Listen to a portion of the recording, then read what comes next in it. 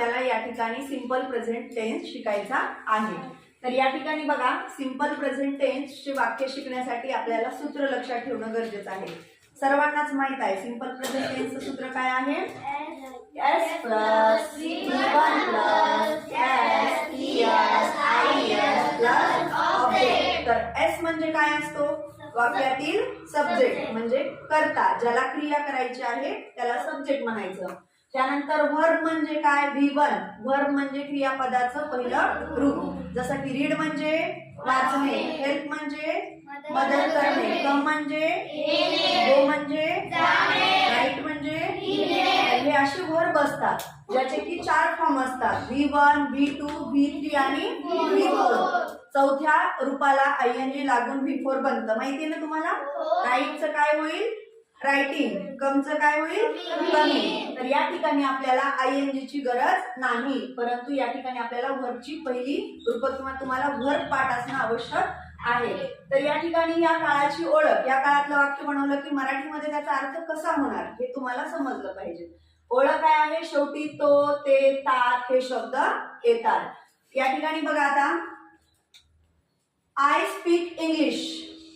Speak हे verb आहे, बरोबर? V1 आहे। स्पीक म्हणजे काय?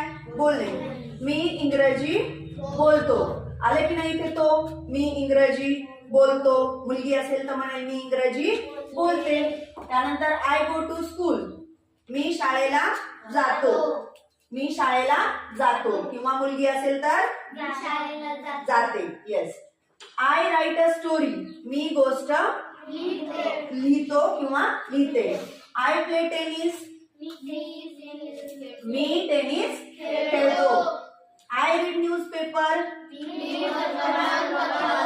वाचतो। ओके, आता तुम्हाला माहितीये का याचं नकारार्थी वाक्य कसं बनवतात? निगेटिव्ह सेंटेन्स, ठीक आहे? या ठिकाणी मी तुम्हाला सांगते की कशा पद्धतीने नकारार्थी वाक्य बनवतात। आता या ठिकाणी बघा, हेल्पिंग वर्ब असतात इंग्रजीमध्ये, तर भरपूर आहेत, पण आपल्याला या ठिकाणी सिंपल प्रेझेंट टेन्स मध्ये डू आणि डज चा वापर करून वाक्य नकारार्थी बनवायची असतात।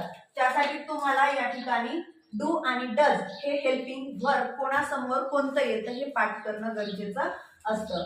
आईचं फ्रेंड म्हणू शकता तुम्ही याला। आईचा फ्रेंड कोण आहे? डू। आईचा फ्रेंड कोण आहे? डू।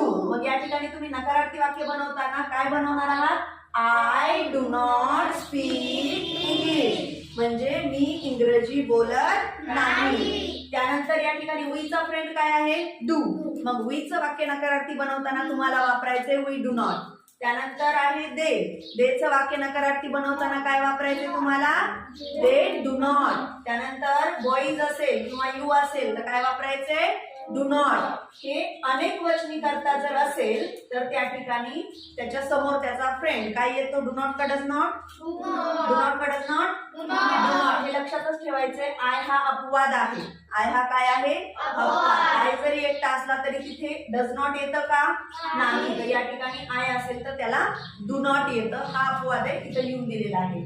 त्यानंतर he does not, he does not, she does not, it does not, boys does not, Riya does not, Raju does not, stop। तर आता आपण या ठिकाणी सिंपल प्रेझेंट टेन्स मध्ये निगेटिव्ह वाक्य कशी तयार करायचे ते पाहूया।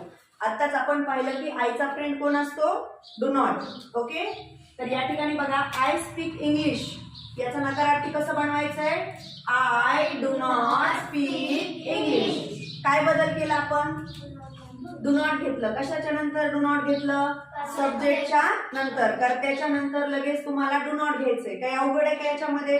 असे तुम्ही 100 200 किती वाक्य प्रॅक्टिस करू शकता। पुढचं वाक्य बघा, आय गो टू स्कूल। सांग Nandini, negative.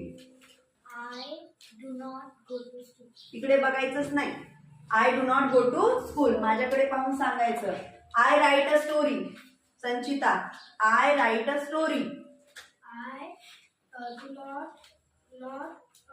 Do not not, हा तिकडे नाही पाहायचं, तुला पण नाही चान्स। हा, I do not speaking, what are you talking?